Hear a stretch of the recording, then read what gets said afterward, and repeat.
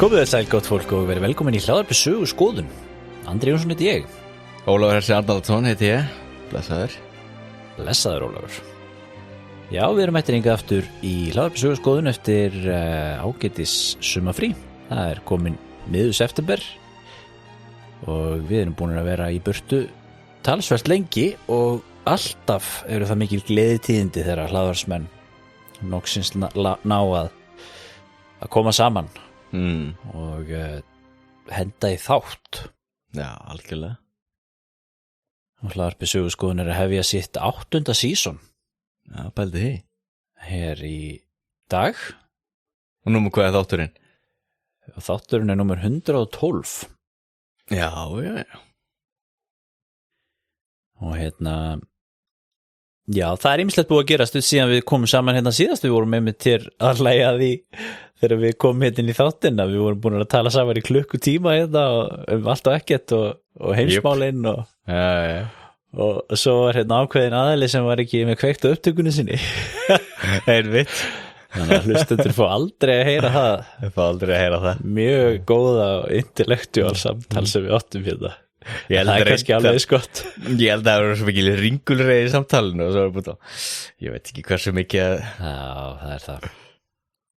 Já, við ætlum að ræða með hvað annars. Hvað segir Ólafur minn? Hvernig ertu stemdu fyrir fyrir seasoninu og podcastinu núna svona snemma haustið?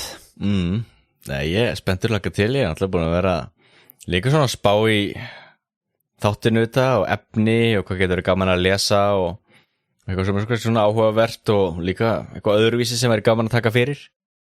Já. Það er endalust eitthvað sem þetta ræða í sögunni og margt sem fólk sem hefur aldrei spáð því en er náttúrulega mjög áhugavert þegar maður byrjar að ræða. Þannig að svona hitt og þetta. Það verður gaman. Við hefum líka verið að fá góðar ábendingar frá hlustendum í sumar málefni að taka fyrir. Sem eru komin á listan hjá okkur. Við vorum tókum vefsíðan okkar í gegn hérna í sumar og það var alveg talsvert það að fólk hefur verið að hafa samband við okkur þar með ýmislegt meðal annars tillögur af málefnum sem við ætlum að reyna að skoða betur í vetur. Endilega samband. Gera betur í vetur. Já, endilega, það var gaman. Einmitt. En í dag ætlum við að tala málefni sem að er mjög áhugavert og þokkalega stórt málefni í íslenskri sögu og ekki minnst í íslenskri svona, já hvað við segja, menningu eða bara í sögulegu minni. En það er hann Jörundur. Íslandsvinurinn. Hver man ekki hann Jörund? Hefur þið séð söngleikinn?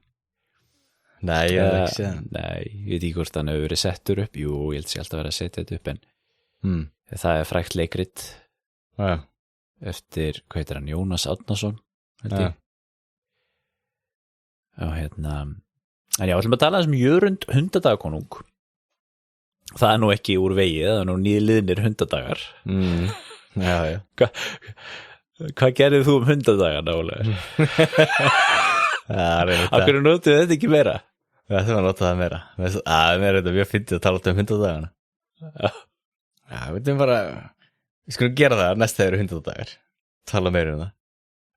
Það er svona hundadaga tilboð í gæludýrabúðinni 30% afsláttur öllum hundavörum á hundadögum. Ég veit. Nei, hundadagar eru þetta er þess að tímabilið júlí fram í ágúst og þetta er svona þessi heitasti tími ársins og mikið svona já, þetta er eitthvað sem rætur sínur alveg aftur í fornöld sko. Já. Rómverjar að tala þetta. Já. Tengist náttúrulega Sirius hundastjörnunni og það náttúrulega stjörnumerkinu það ekki stóra, eða hundinum eða stóra hundinum eða hvað það er. Já.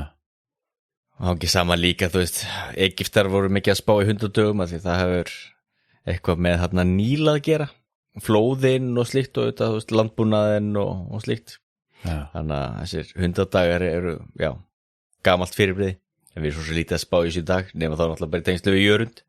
Jú, og svo er þetta náttúrulega í líka svona norrænni þjóðtrúi þetta í Skandinavíu og Íslandi líka, alls konar svona í tengslu við hundadagana, þá verða hundarnir óðir og dýrin verða alveg vitlaus og eitthvað svona út af hitanum sko. Já, gaman allan svona þjóðtrú. Já, og alltaf sagt sko, ef að veðrið einhvern veginn á fyrsta degi hundadaga sko, þá verður sumarið þannig og já. Mér líka svo fyndi, ég svo gaman á allan svona sögum, þetta svo með Groundhog Day hérna, einhvers staðar ekki Pennsylvania í Bandaríkjunum.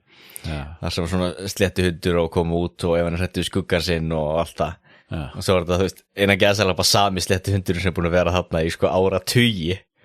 Þetta skiptar alltaf nýjan, en þú veist, góðsögnin slík, þetta allt svo sami, hann bara svona gamall. Það fyndin allavega svona veðra fræði einhver. Hvort það rignur þessum degi og hýðir eitthvað svona hitt og þetta, það fyndið. Já. En manstu, tókstu eftir einhverju sérstöku hundadögunum? Getur sagt eitthvað fyrir veðrið?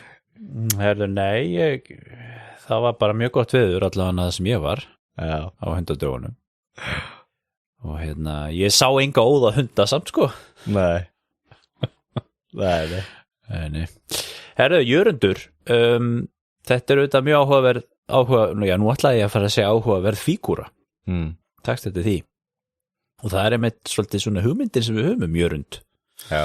Hann svolítið fígúra held ég.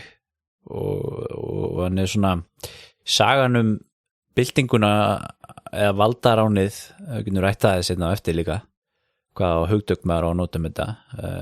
Þegar Jörgen Jörgensen rendi völdum á Íslandi yfir 100 dagana, yfir sumarið 1809.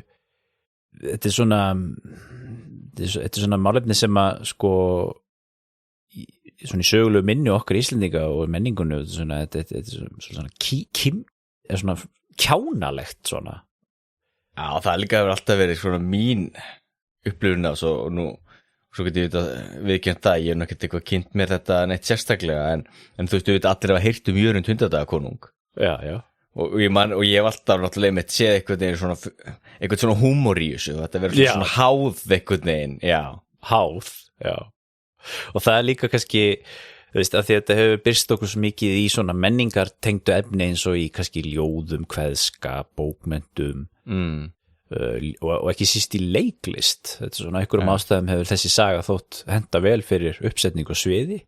Já. Það hefur verið mörg leikrit þetta bæði útvarpsleikrit og venjuleg leikrit og svo var gerð mynd þetta, eða hvort það voru þættir einhvern tímann á 10. áratugnum sem RÚV gerði, manni hvort það voru þættir eða mynd. Já. Og og svona alltaf þessi söngleikur þetta sem að þrjúa palli með lögin og svona, þetta margir þekkja þetta úr því og það alveg þetta er svona kjánalegt svona og undarlegt og hann oft svona hefur svona maður hefur svona ákveðinu hugmyndum að þetta verið svona vitleysisgangur ykkur sko. Já. Og það sérðu þetta líka kannski bara í einmitt nafninu, Jörundur 100 konungur. Þetta er svona sjálft nafnið.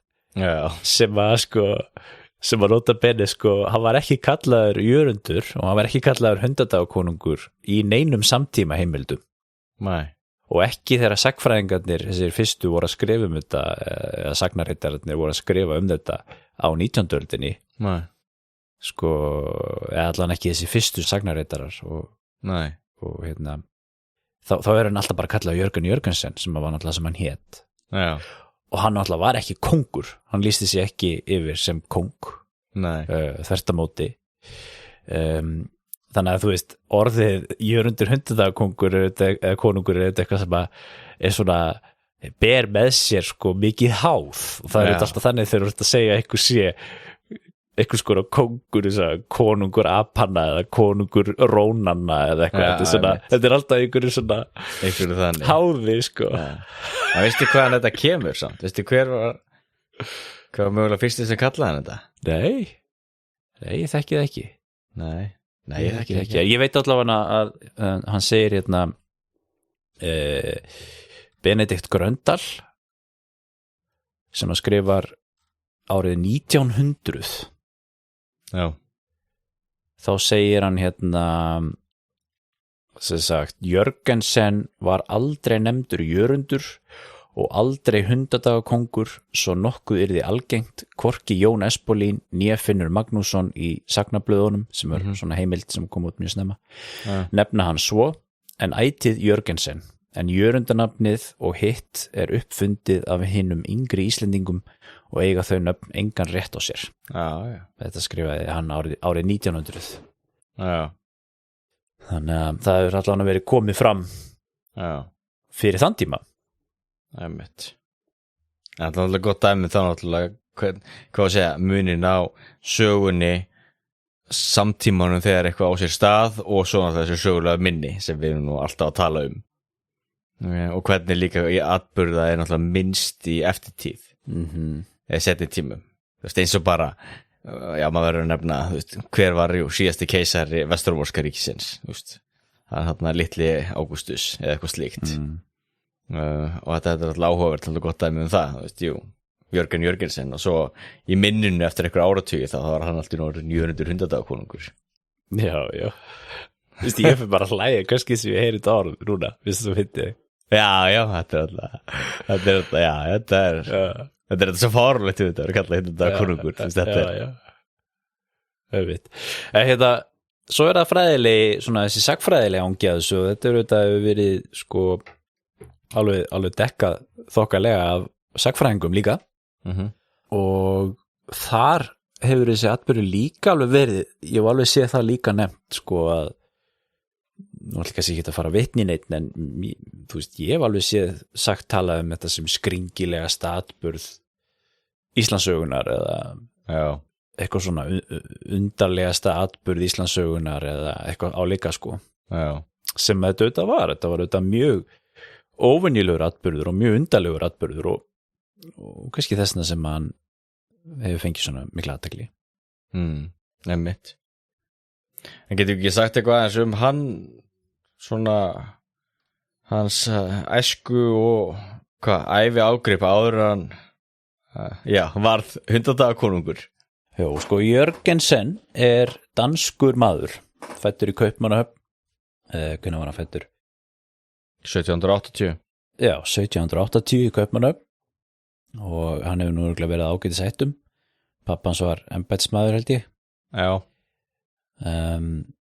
en hann fór sagt, og það alveg til mjög góðar ágætis heimildir þetta hann skrifaði líka sjálfur sko sjálfsævisögu sín og það hefur verið skrifað mikið Jörgensen sko ævisögur þetta alveg þótt svona litríkur karakter ævintýramaður ekki bara í Íslandssögunni heldur líka mikið á ensku og svoleiðis af því að hann auðvitað var eitthvað náttúrulega svona tilengaði ævi sinni svolítið englendingum má alveg segja hann hefði svona gerst svona breskur sko í rauninni þegar hann var 14 ára þá fór hann á sjóinn og fór þá með sko englendingum og var í ykkur sko 12 ár á breskum skipum í alls konar siglingum og þetta var auðvitað á þeim tíma þeirra Bretar voru náttúrulega þvælast út allan heim alls konar erindagjörðum og hann var þá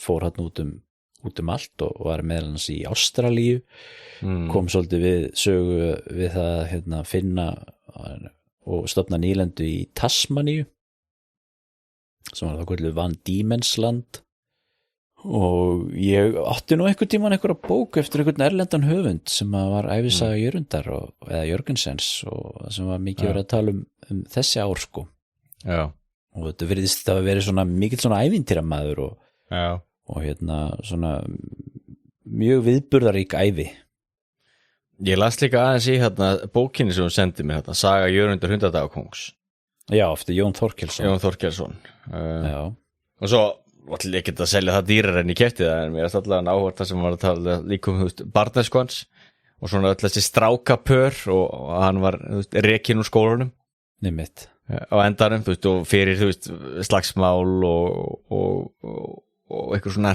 vera að hrekkja fólk og hortu við kennara og slíkt og mér finnst áhvert að það hluta því af hverju hann síðan fer á sjó þarna 14 ára vegna þess að hann helst ekkert í skóla og var erfiður og það náttúrulega svo veist segir síðan náttúrulega bara þetta segir voða mikið um síðan hvers konar ævintýramaður hann var seinna mér náttúrulega þetta lækjastu heiminn og þessi bylting og hann náttúrulega endar síðan ævi síðan það ekki einmitt í Tasmaníu af öllum stöðum og var með þeim líka að rannsaka hitt og þetta þú veist hann tók þátt í einhverju landkönnuðum og svona hann einmitt endaði ævina sko eftir þessa atburði á Íslandi þá hélt hann áfram ævintýrum sínum sko var njósnari fyrir Breta í hérna hvort það var í Þýskalandi og í Frakklandi og var síðan í endaði svo hérna í Ástralíu og bjóð þar mörg ár og starfaði ýmislegt lögreglumaður var hérna blaðamaður hvort það var landstjóri á okkur tíma já. Þannig að þetta svona mjög viðburðarík og áhugaverð ævi og þessi íslenskafli hundadagarnir 1809 rauninni bara lítill kafli í sögu þessa manns einmitt en hann svona kannski einmitt svona sem áhugavert við þetta hann einmitt talaði manna fyrir litið heimaland sitt ég man ekki hvar ég las það en hann allavega yfirgaf heimaland sitt snemma Danmörkur er alltaf lítil fyrir hann já, ég get alveg trúið því og það séstu þetta í þessum athöfnum hans á Íslandi líka hann var ekki hrifinn af dönsku stjórninni hér nei en var þetta mjög hrifinn af Bretum og breskri menningu og mitt var með þeim alla tíð en svo gerist það auðvitað að hann hann á sjó kemur síðan aftur heim til Danmörkur og þegar að styrjöldin brýst út þarna á milli englendinga eða Breta og Dana í Napóleon styrjöldunum ekki 1807 sem að það gerist þá þetta hvað það bil Napóleon styrjöldin í fullum gangi og Bretar eru þá í stríði við Frakka og aðrar þjóðir og það verður úr að Danir lenda Frakka megin í þeirri styrjöld þegar Bretar sprengja þarna Kaupmannahöfn og taka flotan danska flotan, herfangi og þá Jörgensen tekinn sem stríðsfangi þá hann að berjast með Dönum gegn Bretum þó hann hafi reynda verið að móti þessu stríði sko, hann náttúrulega var svo mikill vinur Breta þetta en var samt stattur og var í einhverjum herleiðangri gegn Bretum og var tekinn til fanga og þá finnur hann sig í Bretlandi það leyti sem að þessir atburðir á Íslandi eiga sér stað og þá þetta svolítið áhugavert að skoða sögu Íslands í því samhengi Ísland náttúrulega hluti af danska ríkinu og Ísland auðvitað land sem mjög háð aðflutningum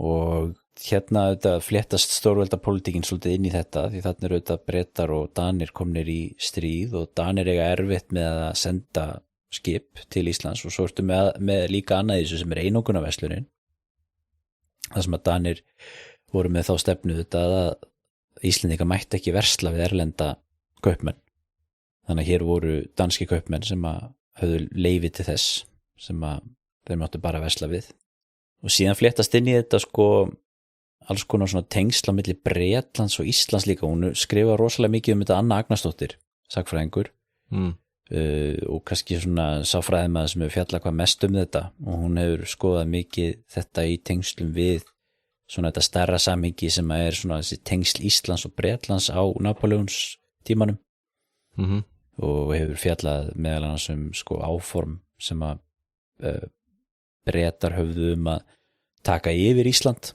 sem voru alveg hugmyndir á borðinu það en það varð þetta aldrei gert og var ekki áhugi fyrir því hjá breskum stjórnvöldum en það voru svona margir svona háttsettir einstaklingar í bresku samfélagi sem að voru að knýja á það meðal annars þessi frægi Joseph Banks sem að var mjög háttsettur aðalsmaður í Bretlandi sem var mikill Íslandsvinur og þetta er svo áhugavert bara til að skjóta það inn þetta lykil þema í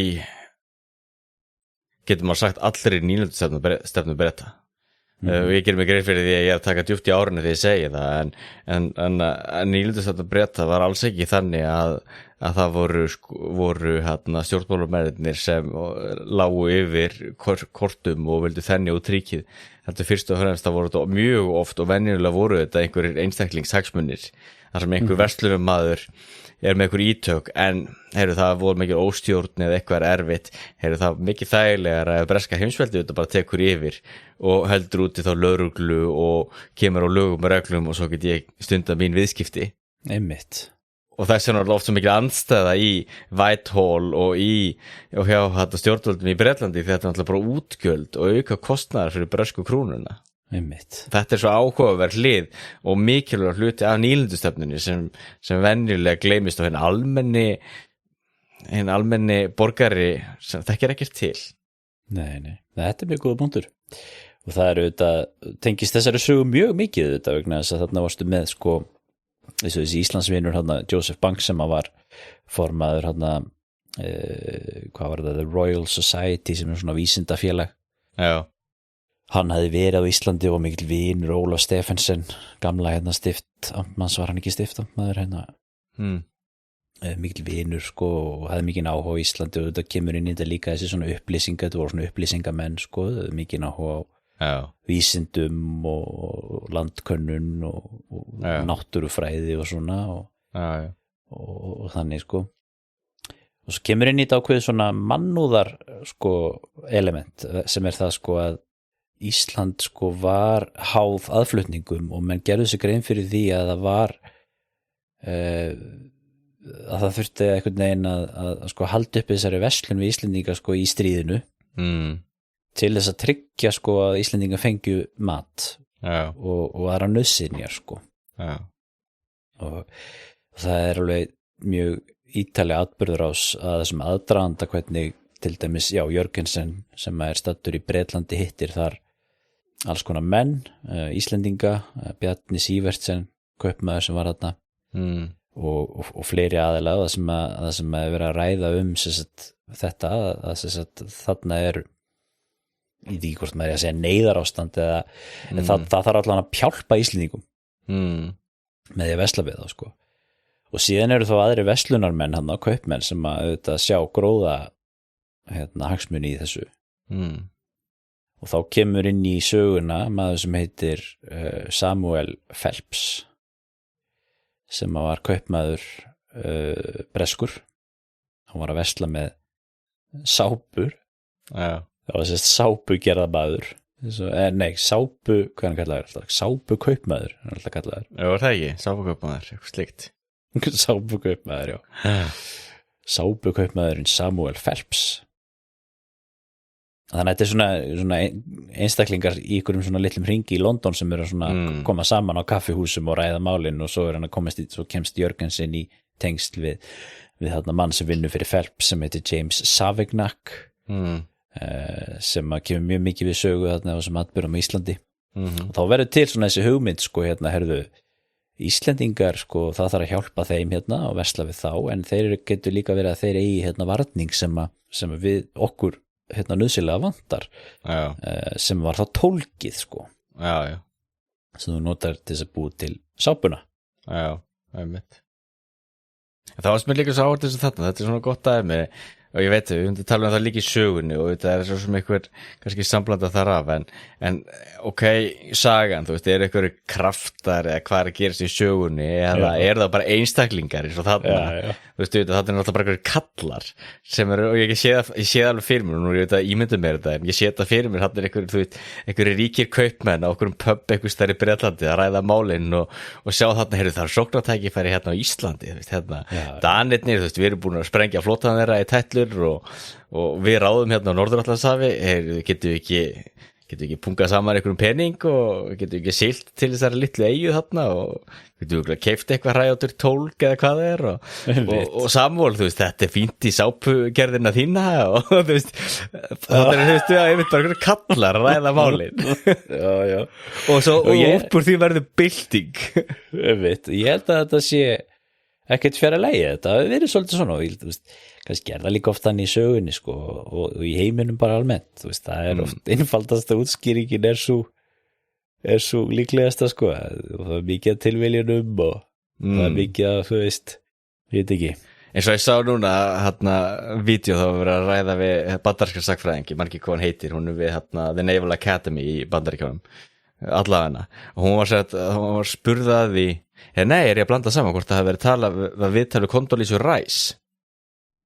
Hún hafði sagt það er fyndið, já, af öllum, en það var fyndið, já, ég allavega held ég að Condoleezza Rice hafi verið spurð út í þetta líka, hún virðist að allavega, það er ómikið útúr, en allavega, hún var sérst spurðaði, þú veist, hvað eru svona atburðir sem hefur virkilega getað breytt sögunni, og þá nefndi hún þá hvað Lenin hefði mist af lestinni, því náttúrulega þegar byltingin brýst út, þá náttúrulega Lenin komið með lest, þú veist, til Sankti Petersborgar og taka þátt í byltingunni, og svo náttúrulega kommunismin og allt upp úr því, maður getur alveg spurt sig, hvað ef Lenin hefði ekki verið, hefði mistað af lestinni. Já, en þá getur þú samt sagt, sko, ef Lenin hefði ekki mistað af lestinni, þá hefði rússneska byltingin líklegast brotist út, þú veist, margir myndi segja það, ef hann hefði mistað af lestinni, meni, þú getur líka sagt, sko, ef Adolf Hitler hefði verið drepinn, þá hefði hlutinni líklegast farið á sama veg, og þetta þekkjum við, þessa orðræðu. En ég held að með þessa atburði að þarna margt sem hefði getað gest sem að hefði bara látið engan vita hver Jörundur Hundadagskonungur var á Íslandi og þetta hefði aldrei gest. Nei. Þetta var mjög tilvíðankennt. Herru, allavega þeir sem sagt ákveða gera út leiðangur.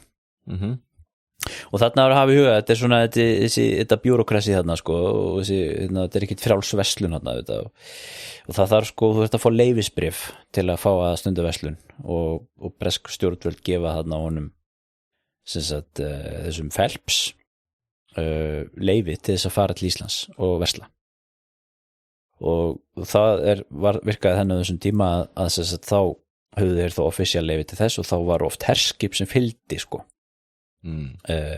kaupskipunum til þess að vernda verslunina. Svolítið svona skrítið að hugsa þetta svona út frá í dag, en þú veist, þetta voru alltaf þær í tímar þarna. Í dag er það Bandaríkin sem passu upp á þetta, þess að þurfi ekki skipin að vera vopnuð, en það er þetta útundur líka, það má skjóta það inn, það eru sumir veltaði fyrir sér hvort það geti mögulega verið að breytast með sjóránum og multipolarity eins og það er kallað og nýjum valda miðstöðum og slíkt, en það er útudúrur og efni nýjar þátt, en allavega það er Bandaríkin passu upp á þetta í dag. Einmitt. Og þetta var oft, sko, þú veist, þegar þeir voru kannski koma okkur fjarlægar strendur aukstaðar í Afríku eða eitthvað, sko, þú veist, og þá var kannski herskipi með, og síðan kannski er það, þú veist, skipherran á herskipinu kannski notaður til að fara inn og ræða við yfirvöldin fyrst, sko, þú veist, og koma versluninni á, sko, og þá ertu aftur komin út í þetta sem þú varst að nefna áðan, sko, sem er þetta með hvernig ríkið er að taka svona þátt í verslunarhagsmunum kannski einstaklinga og verði það upphafið af einhverju nýlendustarfsemi kannski. Já. Og síðan var líka annað sem var tíðkaðast á þessum tíma, hvort sem að það var almennt í verslun á 18. öld eða hvort það var bara út að það voru stríðstímar, ég þekkið ekki, en það eru þessi svokölluðu víkingabréf eða letter of, hvað heitir það, letter of mark, ég man ekki hvað heitir það á ensku, það er alltaf kallað bara víkingabréf í íslensku, á íslensku, sem er þá þannig að þá hefur sérst kaupskipið smá vopn og hefur leyfi til þess að, sko, það er væntanlega þá á stríðstímum, leyfi til að taka yfir kaupskip annara eða beita ofbeldi gegn öðrum kaupskipum til þess að verja sína verslun og svo framvegis. Já. Löglegt sjórán, já. Og þeir koma til Íslands þarna, sem sagt, þetta er leggja staðan í desember 1808, þeir eru komin í janúar 1809 og þá er ekki mikið verslun, af því að verslunin er yfirleitt á sumrin á Íslandi. Já, maður skjóta þegar, mér er það áhugavert, ég las það með aðeins líka í þessari bók að mönnu fannst náttúrulega glappræði að vera að halda þetta til Íslands á þessum tíma út af veðrum og það var vist erfitt líka að fá tryggingu á skipið. Já. Út af það var náttúrulega svo vond í sjóin og slíkt, og mjög áhugavert að þeir hafi verið að leggja út í þetta einmitt að vetri til. Já, en þeir koma þarna og þá finna þeir sem sagt íslensk stjórnvöld þar sem eru ekki sem sagt tilbúin til þess að versla út af því að það er einangrunarverslun. Og þeir þvinga í rauninni stjórnvöld til þess að gera verslunarsamning við sig. Já. Og það gera þeir náttúrulega bara með ofbeldi. Þeir sem sagt ráðast þarna á eitthvað norskt kaupskip sem þarna í Hafnarfirði eða hvað það var. Já. Og sýna bara vald sitt sko. Og svona ná að þvinga fram sem sagt svona samning það sem að Íslendinga fá að versla við Englendinga. Bara einfalt, bara might is right. Já. Og þau hugsa með sér hérna og þeir reyna að selja eitthvað, það gengur illa að selja á svona og þetta ekki kaupvertíð og svona. Og þá ákveði sérst að fara aftur heim og skilja hann Savinák, ég veit ekki hvernig að bera fram nafnið hans, sem sérst þessi starfsmaður Phelps, hann skilin eftir þetta á Íslandi til þess að gæta varningsins sem að þeir voru búin að fara með. Og þeir ætla að koma aftur seinna sumarið og eru þá búin að tryggja sér hann verslunarsamning. Og það auðvitað svolítið áhugavert að þessi breski gaurinn, þessi Savinák, hann síðan sko einn á Íslandi, ég var að hugsa út í þetta sko, hvernig allir það hefur verið, setja sig í þessi spór, ég meina, Íslandi, þetta er eitthvað svona út í raskati sko, og þú veist, alveg bláfátækt allt þarna og þú veist, Reykjavík skilur og Hafnarfjörður, þetta eru bara ykkur örfá hús sko. Já, alveg örfá. En það líka eins og bara bera saman við líka bara, hvað að segja, þessi dönsku stjórnvöld sem voru í landinu, ekki hann hérna Trampe Greifi sem eru stjórnvöldinu, þú veist, það bara einn maður, þú, hvort að hann tekið til fanga, þú veist, þá bara ríkisvöldur Íslandi farið. Og það líka það sko, það voru enga varnir á Íslandi. Nei, var ekki neitt. Og það hefði verið talað um það voru að tala um það hann aðeins undan að kannski fara að koma upp ykkur betri vörnum hann auðvitað, það var stríð í gangi og síðan höfðu verið sjórán auðvitað líka á Íslandi, við þekkjum það nú með Tyrkjaránið og svona. Og það var hann atburður sem hefði átt sér stað aðeins á undan sko, sem kallað Gilpinsránið, sem hann úr breskir hálfgerðir sjóráningjar sem komu bara nokkrum árum undan sko. Og rændur upplöðu og rændu mér að segja hérna, hvað, rændu ekki landsjóðunum eða eitthvað, veist? Já, alveg rétt. Þú veist, það hlýtur að vera bara ígildi, sko, ríkissjóð, sko. Einmitt. Þið bara lappin á skrifstofun og ræna landsjóðunum bara, fara með hann, sko. Það með gátt ekkert gert.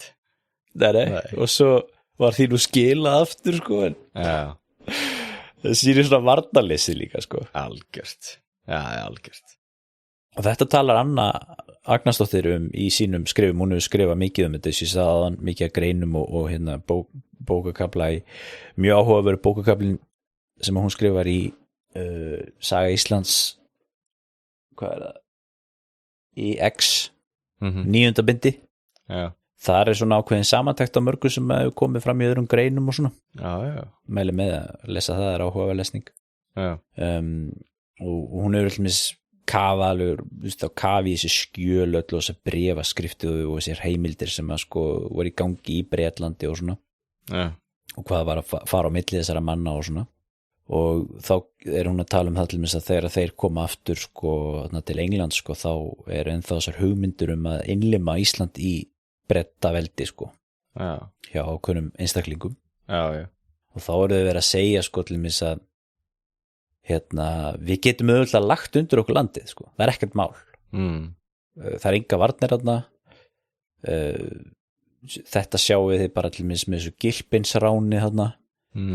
Og þegar við komum þarna núna í janúar og þvinguðum fram verslun bara með því að vera með eitthvað berserksgang. Þannig að ef við viljum leggja undir okkur landið undir enska krónu sko, þá bara að fara með eitt lítið herskip og málið dautt sko.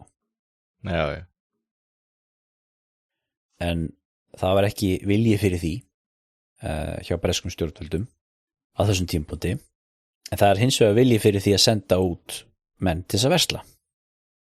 Og þá líður sagan að sumrinu 1809 þegar það farið í þennan fræga leiðangur til Íslands, og þá fer Samuel Phelps sjálfu með og Jörgensen hafður með til þess að vera túlkur.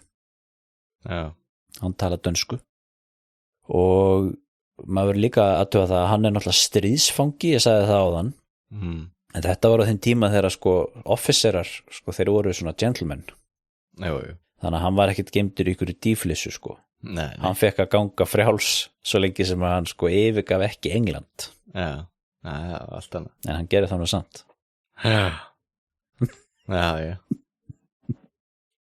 Það eru tímar. Já. Og þá koma þeir hérna í júní og þeir fara þarna með 2 skip, tróðfulla varningi til þess að versla við Íslendingana. Og með leyfisbréf og víkingabref og allt þetta sem að leyfið þeim að hertaka óvinna skip og svona, og með flotavernd líka. Svo þegar þeir koma þarna 16. júní þá sjá þeir að dönsku stjórnvöldin, Fredrik Trampe, Trampe greifi, sem var stifstandmaðurinn, þeir voru sko ekki á þeim buxunum að halda í heiðri þennan verslunarsamning frá því í janúar. Þvert á móti, hann hafði bara ógildað hann. Hann hafði verið erlendis sjálfur og hafði verið í Noregi og var nýkominn sjálfur til Íslands á eigin skipi. Og ætlaði sjálfur að fara að stunda verslun. Og hann var ekkert að fara að leyfa Bretunum að versla neitt. Nei. En svo þegar það bæta þetta 16. júní þá voru þeir alltaf með herskipið með sér Rover. Og á þessum skipum eru sko kannski 200 hermenn eða eitthvað, skilur og þú veist, og þeir ná sko að aftur að þvinga Trampe til þess að skrifa undir verslunarsamning, bara með einhverju svona show of force, skilur og Jörgens og Phelps og þeir eru með tróðfull skip og fara að setja sig upp að í vöruhúsunum tilbúin að fara að versla og svona. Og svo fer herskipið aftur. En hvað gerir okkar maður Trampe? Hann sko ekkert að þeim buxunum fara að setja upp að birta hennar auglýsingu þennan verslunarsamning. Leið og skipið farið sko, þá bara áfram einokunarverslun og nota bene það dauðarefsing við því að versla við útlendinga sko. Já, hugsa sér. Þannig að það þorði ekki að versla við þess að gaura. Nei. Það getur að fara að selja tólk og taka sjansinn á því að vera að tekja hann lífi síðan. Og þá kemur kannski svona þessi svona, hvað við segja, þessu við tala með þessi tilviljarkenndi partur í þessu, skilur, þú veist. Þeir sitja þetta í 10 daga og bíða eftir að Trampe hengi upp auglýsinguna með verslunarleyfinu, sko, hann gerir það ekkert og þá fara þeir að hugsa, hvað er að gera, skilur, skipið er farið. Þú veist, við erum með tróðfull skip á dýrum varningi, sko, við getum ekki, það er byrjað að renna út, kauptíðin er hafin, undandagarnir eru byrjaði, sko.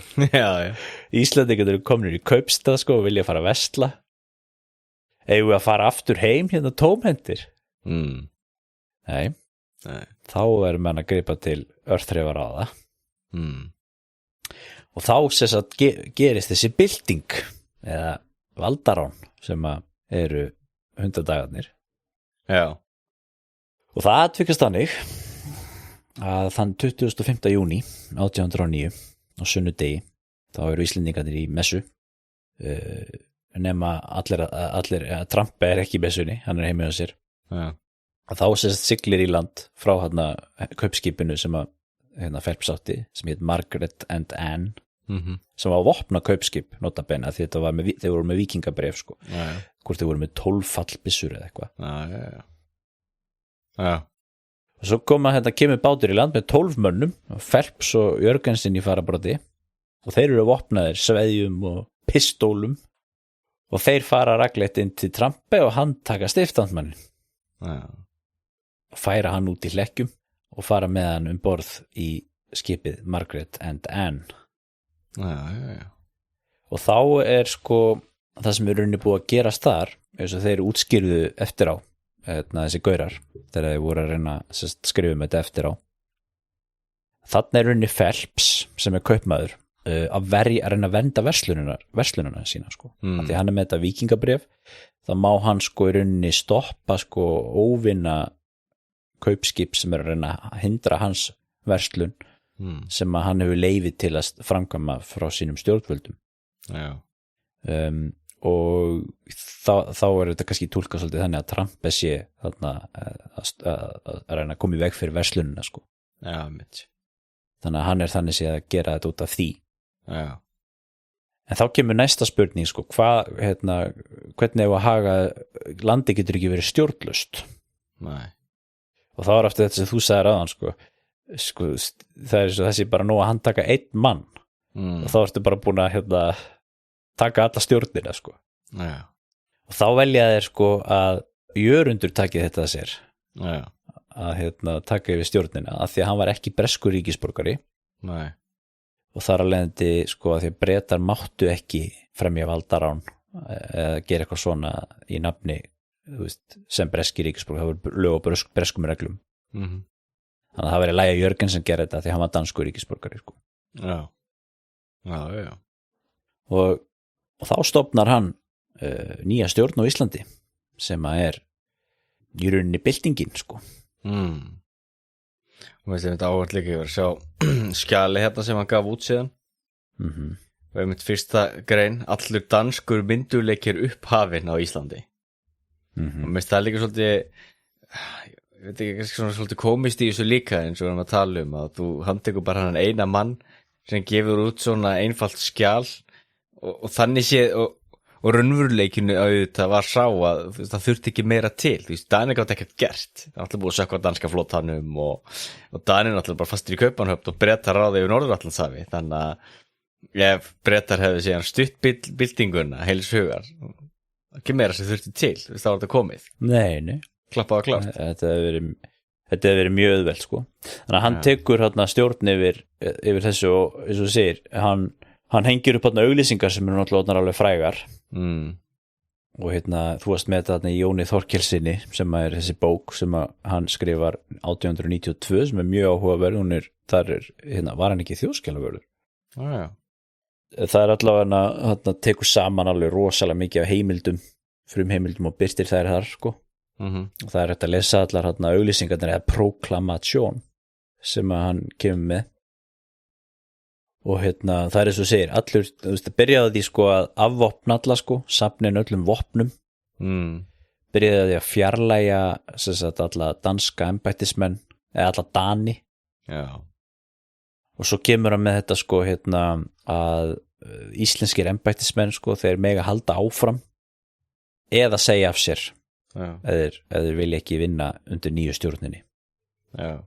Þátti þá að flytja Danina og þá sem voru á móti átti að flytja á til Vestmannaeyja og geyma það þar og síðan eru þeir bara sendið til Danmerkur. Já. Og síðan var farið í það að taka yfir allar eignir, allar ríkisegnir konungsins og síðan var tekið yfir allar eignir dönsku kaupmannana. Já. Og þetta var svona þessar fyrstu aðgerðir sko. Og þetta mjög áhugavert að þú ert með þessar auglýsingar hérna. Svo skemmtilegt orðalega í þessu líka sko. Þegar öllu hér að framan skrifuð framfyllt verður útgefin opinber auglýsing af hverju íslenskir munu fá að sanna að ekkert annað tilgangurinn hér við en þeirra eigið gagn og að þetta fyrirtekið einungis til þess að gera þá vissa frið og fullsælu Íslendingar munu varla hafa þekkt á hinum seinni árum. Já. Þetta segir hann í fyrstu auglýsingunni 25. júní. Að því að síðan kemur önnur auglýsing 27. júní og það mjög áhugavert skjal sko. Þar í rauninni svona, þú veist, má segja að það sé hálfgerð svona sjálfstæðis yfirlýsing Íslendinga sko. Já. Fyrir Íslendinga. Algjörlega.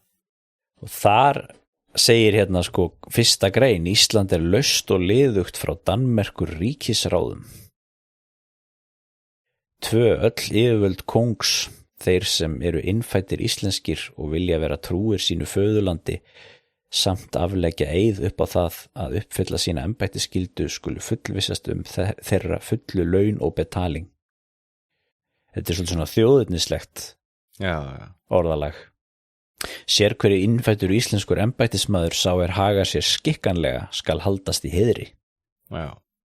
Og þarna kemur fram ýmislegt, þarna kemur fram ákveðin svona drauga stjórnskipun nýja lýðveldisins sem mjög áhugavert. Segir hann til dæmis: 5. grein, yfirvöld í sérhverju amti og byggðalagi skulu sorga fyrir að útvelja dugandis og skynsaman mann sem ber skynbragð á landsins ásigkomulag og sem skal vera formaður fyrir sinn eigin byggðalagi. Öll lög og tilskipanir skulu koma frá þessum byggðalaga formönnum. Þessa menn skal landið fæða og allt skal vera upp á einsmáta og áður en landið var undir Noregs kóngum. Já. Þannig að þetta nýja lýðveldi sem að hann vill stofna þarna, það í rauninni með stjórnkerfið þar í rauninni þannig að þá sem sagt öndin átt að senda frá sér fulltrúa eða formann sem átti að koma saman á okkur samkundu og þau ættu þá að fara með löggjafarvaldið og framkvæmdavaldið. Og þetta voru þá heldur til samans 8 svona formenn sem myndu verið í þessu. Ég minnst þetta líka ávert að þeir eru búin að tala líka þetta með varnir landsins að þeir hafi reist þetta þá virki Phelps-virki og þar sem áttu þá að vera það einhverju fallbyssur og blakti þessi glæsilegi fáni. Já. Blár fáni með 3 hvíta þorska flagga. Einmitt. Já, það kemur fram í auglýsingunni líka að fáni lýðveldisins sé þetta. Og mér finnst það svona komist þegar ég hugsa til þess að þetta hefði verið fáni í Íslands. Já.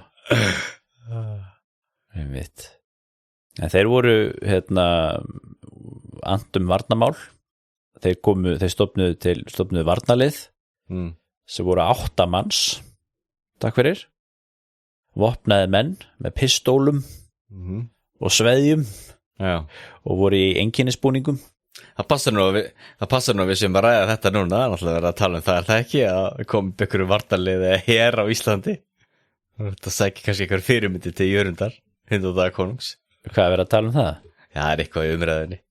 Já, þið getur einmitt notað kannski fánarnas Jörundar sem Gunnfána, einmitt.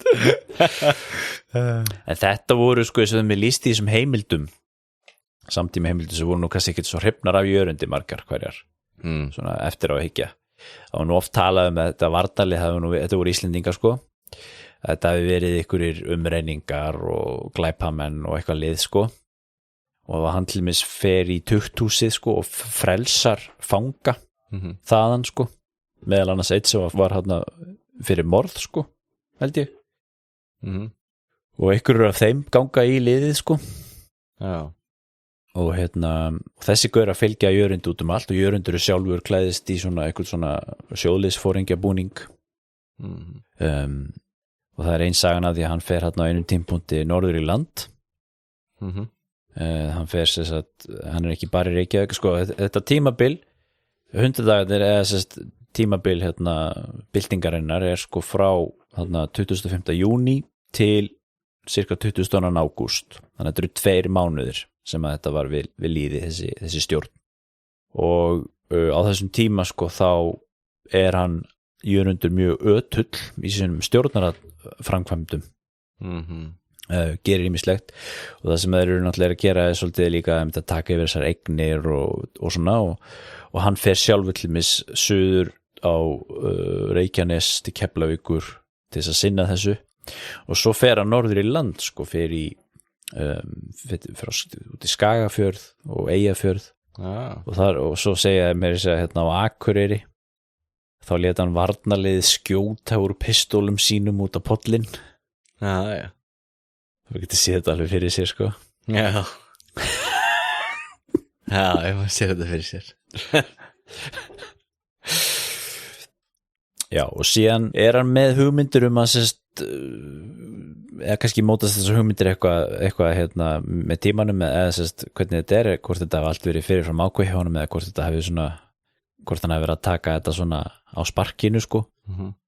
En 11. júlí þá kemur ný auglýsing frá honum þar sem að hann titlar sig Jörundur hinn mikli. Áður fyrir hann alltaf bara titlað sig Jörgensen hinn mikli. Hann hafði alltaf titlað sig Jörgen Jörgensen bara sko. og þá kemur þessi fræga hérna sem hann sko formlega tekur að þessi stjórn landsins sem forsvarsmaður þar til að regluleg landstjórn ákvörðuð með fullmakt til að færa stríð og semja frið við útlenska stjórnarherra. Og þá hafði hann sem sagt reynt sko að svo kemur fram að náður hann var að reyna að fá aðra embættismenn með sér í þetta og hann til dæmis var að reyna að fá hérna menn til að vera stiftamtmenn sem auðvitað ákveðin svona mótsögnaði. Stiftamtmaður náttúrulega stiðmaður danska konungsins á Íslandi en það gengur erfiðlega að fá menn til þess að gegna þessum embættum og hérna og þá segir hann að sko fram að 1. júlí 1810 þá munu þessir fulltrúar byggðarlaganna að koma saman og þá verður stofnaður inn í lýðveldið Ísland og stjórnarskráin verður sett af stað og þá hans hlutverki lokið sko. Hann allir hins vegar að taka yfir sem svona Lord Protector sko. Og þá titlar hann sig þetta sko, hérna, Jörundurinn mikli alls Íslands verndari og hæstaráðandi til sjós og lands. Það embættið, þetta er svolítið svona svo Lord Protector sko, ekki? Þetta er svolítið þannig flottur titill en svo náttúrulega það sem er svo mikilvægt í þessari byltingu þetta náttúrulega bara valda brölt og ævintýramennska náttúrulega hans og sápukaupmannsins þannig að þegar náttúrulega kemur aftur þarna brest herskip og skipstjórin heyrir af þessu þá náttúrulega líst honum ekkert á þetta. Nei, og það er líka það þú veist að fréttirnar af þessu berast ekki til Danmerkur fyrir í september, veldið því þá er þetta búið og það er alveg svo merkilegt líka með svona samskiptin á þessum tíma þetta, þú veist að menn þú veist, þegar eitthvað skip á Íslandi skilur, þá ert þú bara einn þar og þú getur ekkert hringt til London og fengið leyfið til að gera eitthvað skilur, þú verður bara að taka ákvarðanir á staðnum skilur og svo þegar menn koma aftur heim þá kemur ljóskortir eða breytir rétt eða ekki sko og það er einmitt þarna í ágúst sko að þá hérna kemur hérna brest skip 14. ágúst og þeir sjá hvað er í gangi hérna, það er búið að stofna hérna hálfgert lýðveldi og hann er búin að ræna völdum í landinu og hann spyr hérna all út í þetta og fær svör og hérna kemst að þeirra niðurstu að þetta er bara algjör vitleysa og þeir átti ekki að vera að gera þetta og þeir hérna eru beðnir vinsamlegast að skila völdum aftur í hendur Dana. En það er aðeins að tala þessa stjórnatíð Jörgensins, hún er mjög áhugaverð þetta. Íslendingar náttúrulega tóku þessu með svona þögglu samþykki sko. Það voru af 19 sýslumönnum þá voru 4 sem að völdu að ekki taka þátt í þessu og það var meðal annars þessi Gunnlaugur Brím sem var í Eyjafjarðarsýslu sem að skrifaði langa ritgerð sem er til mjög áhugaverð svona heimild viðhorf embættismanna hann skrifaði svona langar svona þanga sko skildur og rétt skildur embættismanna og hvort rétt að taka þátt í svona eða ekki sko og kemst að þeirri niðurstöðu sko að þessi vitleysa að taka þátt í þessu og svo eins og við sagðum náttúrulega þú veist það var erfitt að manna í þessu æðstu verkefni sko en svona öðru leiti þá þetta var fólk bara gengust þeir svona með í þessu og var svona þögult samþykki má segja en það var þetta líka orðrómar sko að það væri hérna mikið ofbeldi í gangi og þetta var ofbeldi voru að handtaka fólk og gengur sögursögnir sko að blóðið rinni á götum Reykjavíkur sko og það voru ykkur svona gagnbyltingaröfl sem voru handtekinn ykkur örfáður aðilar og svo var Jörundur að birta auglýsingar sem var að þvertaka fyrir þetta sko, það er ekkert ofbeldi við erum bara að vinna fyrir hag Íslendinga og hann sagðist alltaf að vera bara svona að vinna með hag Íslendinga í farabróti sko og að frelsa þá undan undan annað sko og vildi bara hjálpa þessari litlu þjóð sko svo er þetta ein saga að því sko að það var hann að sýslumaður í Vestur-Skaftafells-sýslu sem að átti að hafa mótmælt þessu undir lokin á þessu tímabili og safna saman hann einhverjum bændum og allar að fara fara að ríða gegn Jörundi sko, taka hann út en eftir verður ekkert úr því að þetta líður undir lok en svo hafa mér nú kannski bent á það að mögulega hefur þetta verið skrifað sem eftir á skýring sko að því svo þetta gerist það náttúrulega eftir þetta, þú veist að Íslendingar vilja náttúrulega ekkert með þetta gera sko Nei, þetta ekki og þegar þessi breski gaur kemur þessi Alexander Jones sem var skipherran á þessu skipi sem að batt enda á þetta þegar hann kemur þá auðvitað fara Íslendingarnir sem voru hvað heit hann, Magnús Stephensen og þeir sem voru í æðstu embáttum þá auðvitað voru þeir töluðum að þetta hefði verið algjör vitleysa og mjög hættulegt ástand og ræna völdum og Íslendingar hafa engan áhuga að vera sjálfstæðir og sem er svo sem auðvitað alveg rétt þær hugmyndir voru ekkert komnar og neitt skrið þarna Nei en síðan er þetta með sko aðrar stjórnarathafnir sem hann gerir sko, hann til dæmis streikar yfir skuldir Íslendinga, hann talar að lækka skatt 50%, hann vil bæta heilbrigðismál, vil bæta skólamál og hann byrjaði eitthvað á því sko, til dæmis var að láta bæta mjög aðbúnaðin í Bessastaðaskóla og þetta hefur auðvitað verið bent á að hann auðvitað var með ákveðna svona upplýsinga hugmyndir sko og það sem hann alltaf er að gera þarna er að hann er að þú veist, leggja af svona einvalt konungsveldi og koma á svona lýðræði með svona lýðræðislegum hugmyndum í anda þú veist, frönsku byltingar og amerísku byltingar og svona, það er auðvitað það sem er verið að gera þarna og svona hugmyndir svona hamingju fólks og eitthvað svo leið sko og það er einmitt áhugaverð sko grein sem að Anna Agnarsdóttir skrifar sem hann er að fara yfir sko hvort þetta hefur verið bylting að þetta er alltaf kölluð bylting og það var auðvitað eitthvað sem að menn hafa notað í orðræðinu mikið sko eftir á og bæði líka á þessum tíma þeir töluðum þú veist revolution og þetta hefur verið kallað the Icelandic revolution í heimildum eftir samtíma heimildum og það er svona orð sem við fest við þetta sko og hún tekur í þessari grein í sögu 1999 þá tekur hún nokkra punkta sem að Charles Tilly sagnfræðingurinn hefur komið fram með sem er svona byltingalíkan hvaða þættir þurfa að vera til staðar til þess að þessi bylting talar að það þarf að vera róttæk breyting, það þarf að vera ný hugmyndafræði, það þarf að vera lögleysa það sem er ráðist af valdhafa það þarf að vera snögg umskipti byltingin þarf að vera afmörkuð í tíma það þarf að vera virkni fjöldans eða svona fjöldaþáttaka eða minnstakosti þögult samþykki og svo þetta þarf að vera varanlegur árangur sko, annars er þetta bara misefnuð uppreisn sko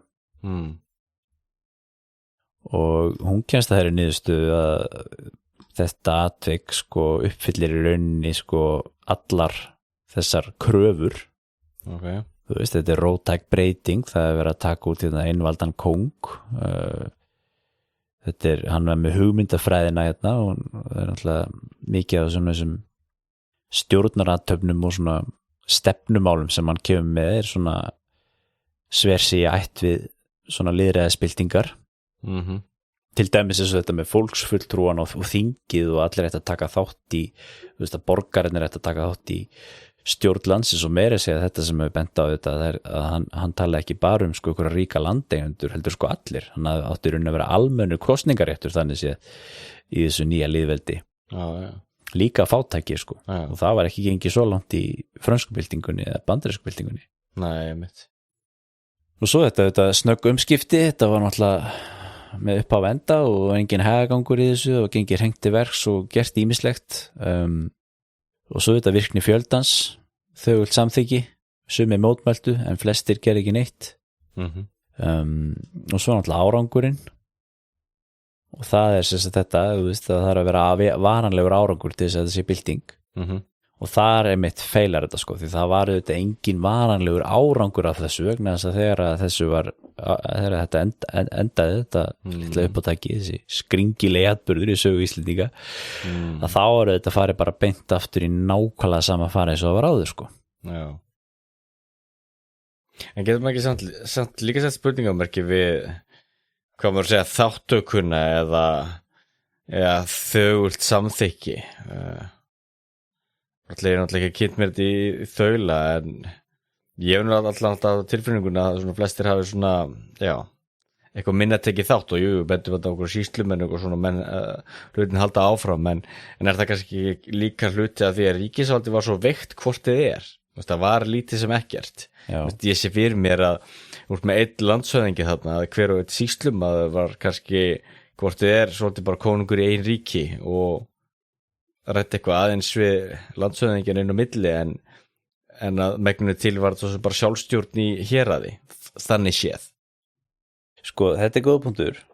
Þú ert auðvitað með embættismenn þarna út með stiftandmannin út með landsyfirréttin og þetta var svona þessi elítan sko sem ertu með sýslumennina þeir voru allir náttúrulega íslenskir síðan ertu með sko biskupinn, þú ert með kennarana í skólunum þú ert með aðra embættismenn sko og þetta voru 4 af 19 sýslumönnum sem að tóku ekki þátt í þessu allir hinir sendu bréf og sögðust allar styðja við stjórnina landsyfirrétturinn sko, sem eru í dómsvaldið þeir halda áfram að starfa bara eins og ekkert hafi í skorist og það er eitthvað áhugavert að samkvæmt þarna reglunum sem Jörundur setti sko, þá átti hann að sko, hafa úrslita vald í öllum dómum sko, skrifundi dóma og svona þannig að það heldur áfram og svo er svona þú veist einn og einn eitthvað sem er að mótmæla og eru teknir en svona flestir þetta í þessu embættismannakerfi sko, þeir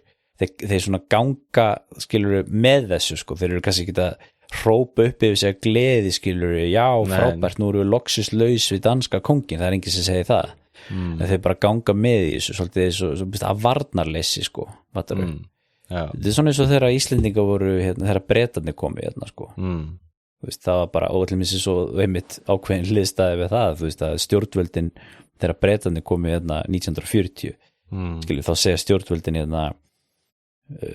hvetja alla til þess að vera halda rósinni og vera gott kristið fólk og eitthvað svona og það var að samállum biskupinn sagði skilur hvetja fólk til nákvæmlega þetta halda rósinni og vera gott kristið fólk sko koma vel fram við alla og svona sko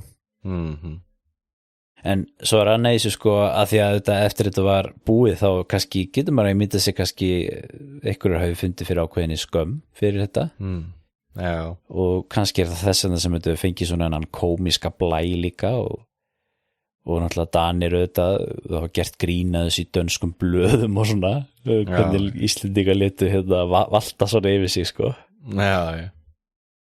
mitt en það sem þetta hefur verið bent á er að sko líklegast sko þá náðu þessi gaurar að sannfæra fólkið að Bretar stæðu bak við þetta og fólk kannski hélt sko að þetta væri bara bresk stjórnvöld sem að þú veist annarkvort stæða bak við þetta eða þú veist þetta væri bara þeirra yfirlægi og það var kannski líka þannig sem að til dæmis var talað í þessum þegar þetta fréttina koma til Danmörkur þá er bara sagt skilur Bretar af hernum í Ísland og þeir til dæmis sína gögn sko þessi felp sko sýnir verslunarsamningin og sýnir víkingabréfið til þess að sýna fram á ég hef leyfi til að gera þetta og svona þá kannski heldur fólk að skilur þetta séu Bretar sem standa bak við þetta sko það er alltaf góða punktur og auðvitað á þessu tíma þú ert ekki að fara að standa í hárunu á breska heimsveldinu Nei. Og svo þetta tekur Jörundur ákveðin afstöðu með Bretum í sinni hvað við segja, ríkisstjórn hann sem sagt segir þegar kemur utanríkismálum að Ísland á að vera sko hlutlaust og hafa frið alla veröld en það nýtur verndar Englands skilurðu og englendingar máttu setja stað í landinu og hafa frjálsa verslun á milli Íslands og Bretlands og svona þannig að það tekið fram í þessum stjórnaratöfnum Jörundar sko, þannig að það kannski hjálpa til að búa til þá ímynda að Bretar hafi sem sagt fílað þetta sko eða skipulagt þetta eða eitthvað líka sko en það alltaf sem ég sýndi sér náttúrulega að Bretar stuttuðu þetta ekki þannig að þá náttúrulega hrynur bara spilaborgin. Já, og Jörundur sko, hann reykti sér að því hvað þetta var auðvelt þetta valdarán. Já. Engin mótstaða sko. Nei. Hann skrifaði þetta sjálfur eftir á, skrifaði þrjár bækur basically sem kom ekki út fyrir 2016. Já. Það var nýlega komið út, það var heimildaútgáfa Sagnfræðistofnunar eða eitthvað sem að gefur þá 2016 sem er sem sagt byltinguna 1809 sem Jörundur skrifaði sjálfur. Já. Hann skrifaði fyrst sko sína eigin svona endurminningar frá þessu og síðan skrifaði hann aðra uppfærðar svona endurminningar með alls konar öðrum vitnunum í svona heimildir sko sem er svona hálfgert svona sagfræðilegt verk sko. Já. Þessa atburði. Já. Og síðan skrifaði hann held í þriðju bókina sem var að birta eitthvað skjöl og eitthvað alls konar reikninga og það eru magnaðar heimildir þú veist kvittanir fyrir einhverjum kaupum og hinn og þessu sem hann var að gera sko, magnaðar heimildir. Já. Og hann skrifar til dæmis á einhverjum stað, hann segir einhverjum stað sko Trampe sko sem að manstu var tekin höndum hann fyrsta daginn. Og hann segir hefði hann verið frómur maður og farið í kirkju með öðrum íbúum bæjarins, hefði mér ekki veist svona auðvelt að framkvæma áætlun mína, en ég átti engum vandræði með að taka greifan til fanga og flytja hann borð í skip mitt. Ég býst ekki við að neitt sagnfræðingur, hversu víðlesin sem hann kann að vera, geti bent á nokkra byltingu veraldarsögunar sem farið hefur fram með öðrum eins ágætum og þessi. Já. Allri stjórn eyjunar var breytt á einu andartaki án þess að einu skoti væri hleypt af eða blóðdropa úthellt. Þetta fyndið maður. Já. Og verið rétt hjá honum, þetta er ekki hún eitt valdarán eða byltinga eða hvað maður kalla það sem hafa verið einfalt. Og það var illa að fara með Trampe, það er svona kannski það sem oftir minnst á að það var ekki mjög svona gentleman meðhöndlun sem hann fekk. Hann var þurft að dúsa í ykkur díflissu í skipinu. Já. Þarna allan annan tíma, 2 mánuði. Og það var náttúrulega alveg svakalega mikið fyrir neðan hans virðingu sko. Já. Og hann móðgæðist auðvitað mjög við það sko. Já. Og það sem hann þurfti bara að hanga þarna með ykkurum sjómönnum og borða ykkur vondan mat og og síðan voru sumir íslenskir embættismenn að tala meðal annars biskupinn sko, var að biðja að fá hvort hann mætti ekki fá að vera hérna í landi eða ganga frjáls sko með drengskapareið eða eitthvað svona sko, nei, hann átti bara að dúsa í dýflissunni þarna. Já, hann sem gerist var ekki stiftamtmaður í Suðurendalögum eftir þetta allt. Trampe? Já. Ég þekki það ekki. Ég verði eitthvað að skoða þetta Wikipedia. Já. Það enda þar, kallinn.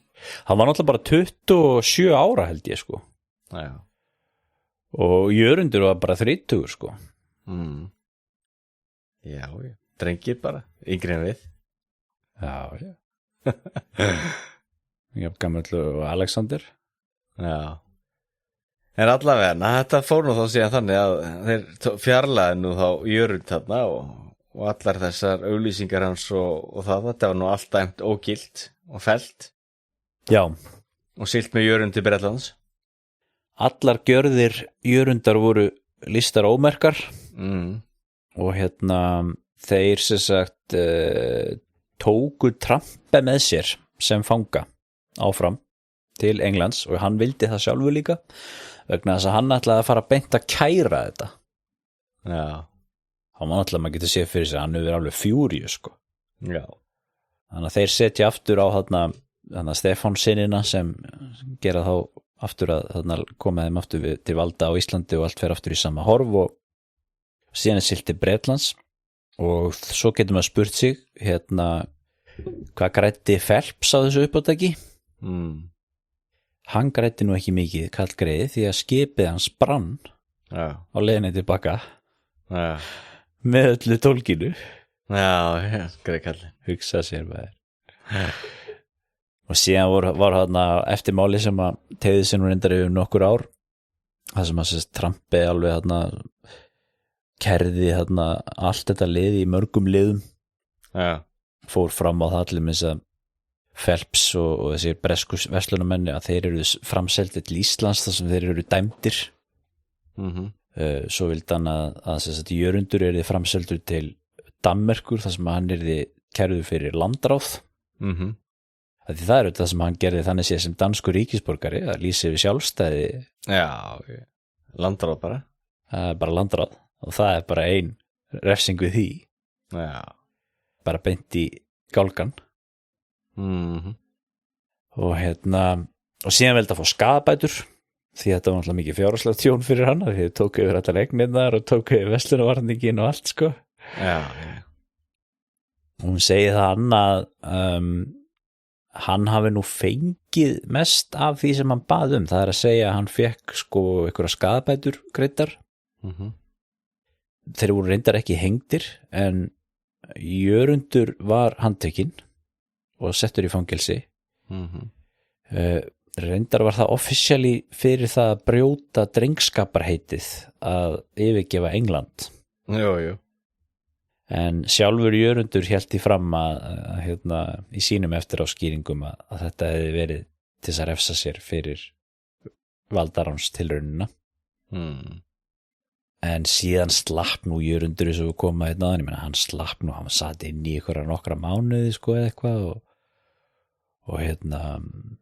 en mér finnst það líka svo fyndið, þeir eru svo bæði Trumpi og Jörundur þegar þeir eru að skrifa þetta eftir á sko, þetta eru svona þetta eru svo miklir aðalsmenn sko eða þannig að þú veist, þeir eru svo móðgaðir yfir því að þurfa að vera í fangelsi sko það er svo mikil móðgun sko það er svo mikil móðgun, það passar ekki en síðan með samt hann, Jörundur kallinn náttúrulega þarna í fangelsinu eftir þessa ævintýri fara sínu í Íslandi það er náttúrulega leiðist hann út í ómennsku greið kallinn og lærir að spila og var störfallir spilafíkill eftir það og það er allir ótrúlega auðvitað að maður geti gert þátt svo sem bara ævintýri hans og þessar marga þætti en án þess að fara alveg sauman á því þá gerist hann síðan njósnari og forfallir spilafíkill og spilar bara öllum peningum sem hann fær í hendurnar úr höndunum á sig jafnfljótt og það sem er svo ótrúlega þess að líka hann hlýtur að hafa verið voðalega sjarmerandi kallinn og hæfileikaríkur því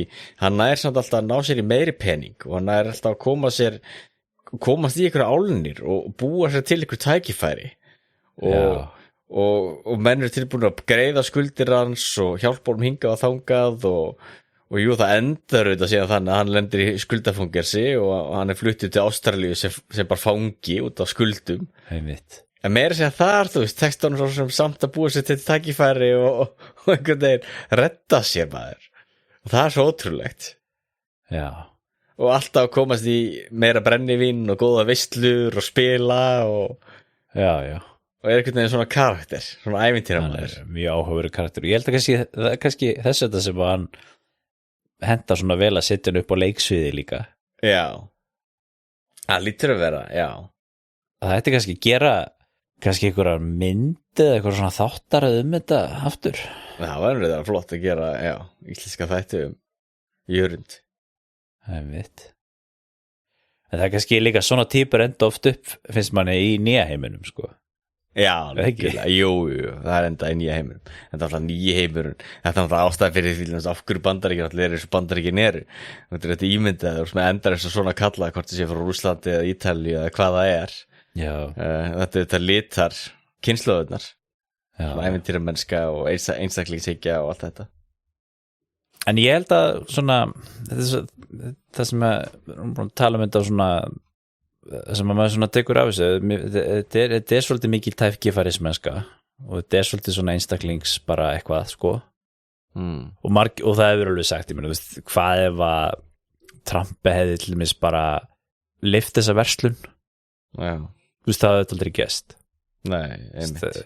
Jörundur er ekkert búin að plana þetta eitthvað bara að gera bylting á Íslandi þetta er svona talumskýrur, þetta er bara svona verður til og bara svona hei við verðum að gera þetta svona og þess vegna getur maður að hugsa sér svona hvaðan koma þessar hugmyndir að stofna þetta lífveldist, er þetta eitthvað sem hann bara sat þarna og hérna bara bjóð til á staðnum skilur, eða er þetta eitthvað sem hafa búin að hugsa lengi skilur að gera eitthvað svona skilur þá þyrfti maður auðvitað kannski kanna hans ævisögu aðeins betur ég veit ekki, það er ekkert sem bendir til þess að hann hafi verið einhver Jakobíni í neinum öðrum athöfnum sem hann gerði sem ég þekki til, en ég hef ekkert lesið alla ævisögun hans, það getur vel verið að hann hafi gert það en ég Já, en ekki sant ekki alla líka að hann hafi fyrst og hans verið tækifæri sinni það lítið svolítið þannig út sko Já, það lítið svolítið þannig út Já og svo er þetta, ég meina, þú veist hvað ef að Bretar hefðu hérna, það var verið að pressa bresk stjórnvöld að leggja undir sig Ísland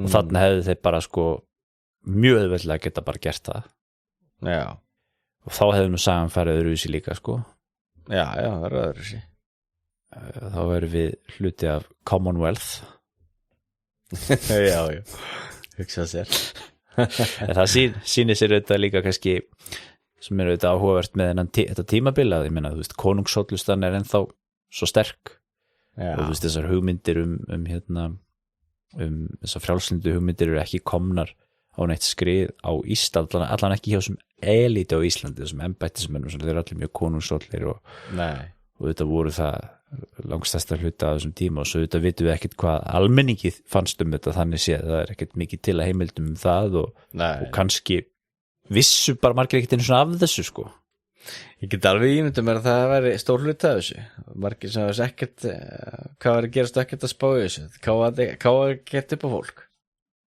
Já Því sérstaklega svo þessu tíma þegar ríkisvaldið er svona veikt ég myndum mér fyrir flesta íslenska leiguliða smábændur skiptir svo sem engum máli hvað var að gera svo í heimi eða hver var stiftsamtmaður eða ekki fyrst og fremst sáskipti við sýslumannir sem skipti ykkur máli og kirkjuna Jú einmitt Heyrðu eigum við að fara að slúta þessu svona áður en að við sofnum hérna Ég hvet fólk til að kíkja á þetta máli og það er þetta eins og við töluðum hérna áðan bókinas Jóns Þorkelssonar sem er frá 1892, hún er aðgengileg á netinu, mjög skemmtileg lesning, hún er svona í þessum gamla stíl og þar eru frumheimildirnar birtar og síðan ég hef ekki séð bókina hérna sem kom út 2016 ég hef ekki komist í hana en það er örugglega mjög skemmtileg lesning, hún er á ensku heitir Historical Account of a Revolution on the Island of Iceland in the year 1809 það sem að Anna og Óðinn Melsteð eru ritstjórar skrifa inngang og svona frumheimildu þetta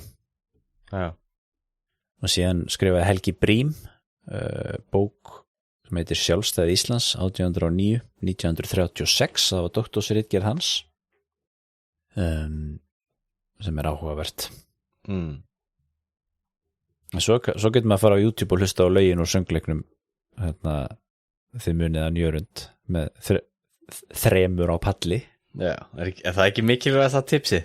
Það er mikilvægast að tipsi Það er góð skemmtun á góðu laugardagskvöldi Aridúradei það er þrjú á palli Ég ætla allan að lítið á þetta sjálfur þrjú á palli Það er uppáhalds jólaplata mín Já Jólalögin með þremur á palli ok, það verður alltaf það fyrir jólin Já, líður að tíðum Snill Herru, þá held ég að við segjum þetta gott hér af Hlaðarprunsögurskoðun á þessum ágæta haustkvöldi við höfum snúið aftur úr sumarleyfi og erum komnir hér aftur tvíelbdir til hlaðarpsgerðar í 8. sinn við þökkum fyrir að hlusta í dag og sjáumst fjallhress í næsta þætti. Verið sæl.